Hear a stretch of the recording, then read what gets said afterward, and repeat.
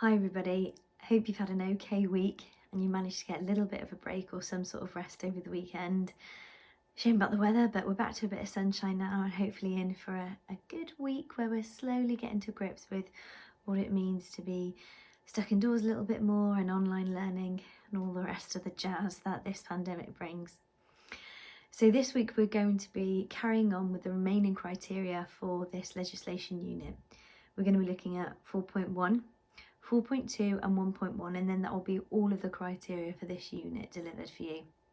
Now, we're going to be focused on this week looking at a little bit more around policy and procedure, but focusing that on health and safety, reporting illnesses, emergencies, and accidents, bits and pieces like that. I'm also going to take a quick look at legislation. And then I'm going to just quickly go over some of the command verbs with you, just to make sure that you're really confident and aware of all the expectations. Thank you so much for the discussion that was happening on Teams. We've got some fantastic responses. Now, I'll completely level with you. I usually find the legislation and policy units a little bit dry, to be honest. They're a chunky unit with lots of criteria to get through. But actually, we are in an unusual period here in our lives, but also within education, and particularly around policy and around legislation and statutory guidance, in that there is new guidance and legislation coming out all the time, and schools and educational settings are having to respond to it as quickly as they can, which is really, really tricky. So just over the weekend, there was a new strategy, if you like, that was rolled out by the government in order to support our vulnerable learners and our care leavers. Some of you may have heard of it. I'll make sure that I add the link onto Teams for you to take a good look at it. And it's a really positive move, and it's to provide all of those vulnerable learners with the tech that they need to take part in home learning and distance learning. So those vulnerable learners are going to get laptops, 4G routers, and all the support that they need to get on board with Wi-Fi, broadband and bits and pieces, so that nobody gets left behind, which is a really positive move. Also, the government have worked to roll out an online and home learning academy, if you like a virtual academy. It's called the Oak Academy, and again I'll pop a link on this for you to take a look at. So this has about, I think it's something like 160 lessons a day available, and being able to be accessed online, and it covers 0 to 19 essentially, or 0 to 16 I think. So there's a little bit of access to early years there, but fundamentally it's centred around the primary and secondary provision, with the majority of the lessons covered to include, of course, all the core, but then the additional and extracurricular lessons, subjects on there too, which is great. It's really good to see a little bit of a nod to mental health and well-being. There's some mindfulness sessions that you can access with children on there as well, so that's really, really supportive and I think a great move. Also, BBC have responded to the home learning situation, and they have rolled out some fantastic resources on Bite Size.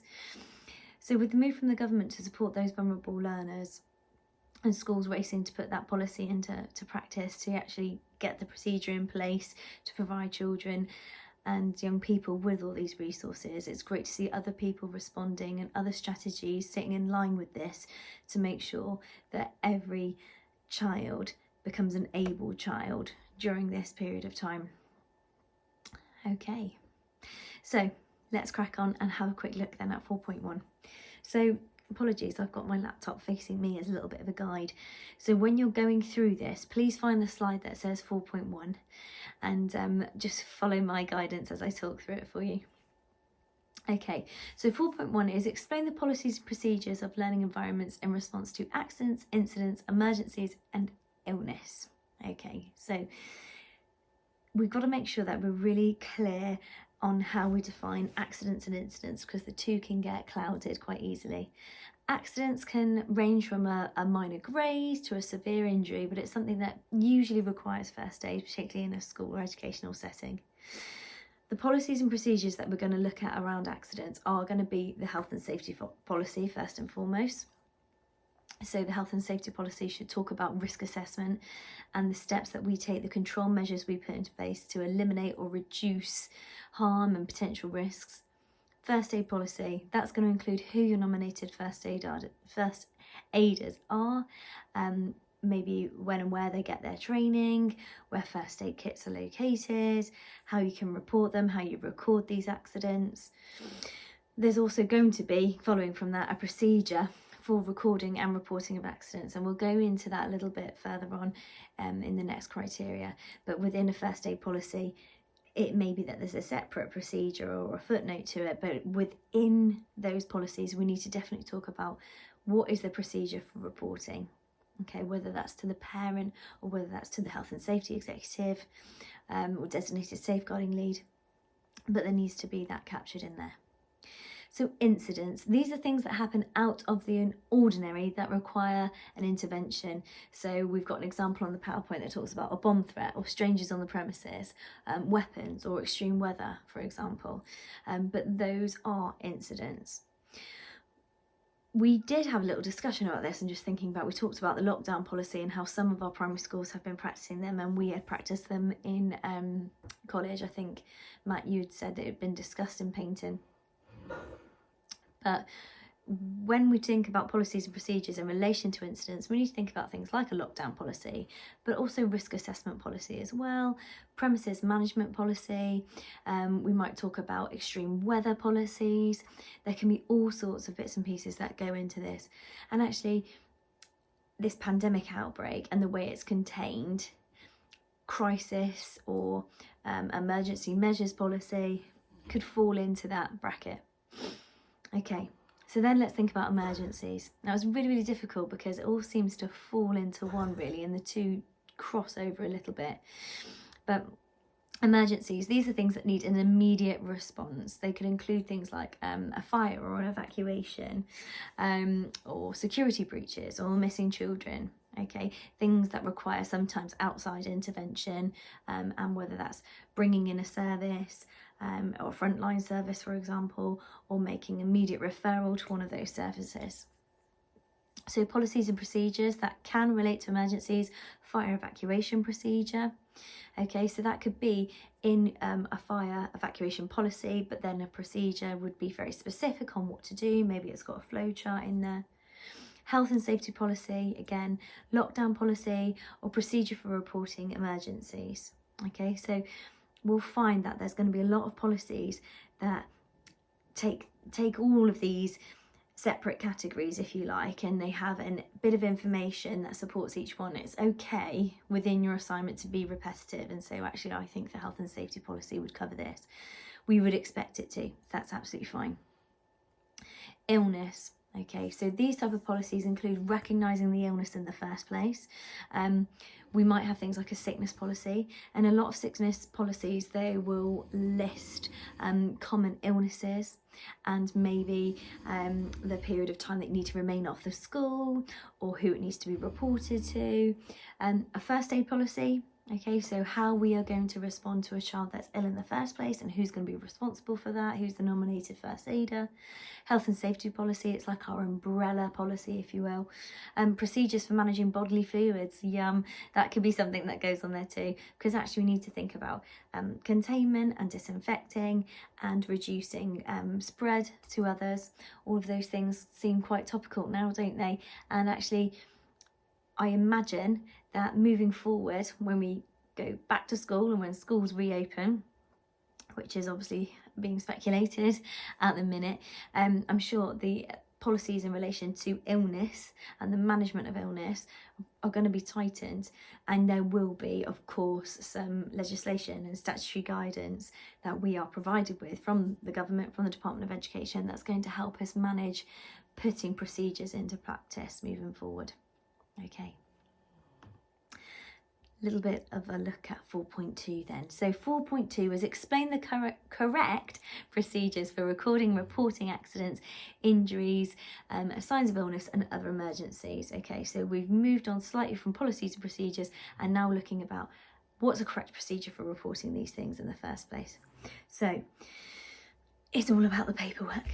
We need to keep a record of anything in relation to something we've reported in reference to a child, particularly around accident incidents, emergencies and illnesses. Okay, so we always need to keep records. The way that we do this from setting to setting, school to school, will differ slightly based on the school's policy and procedure.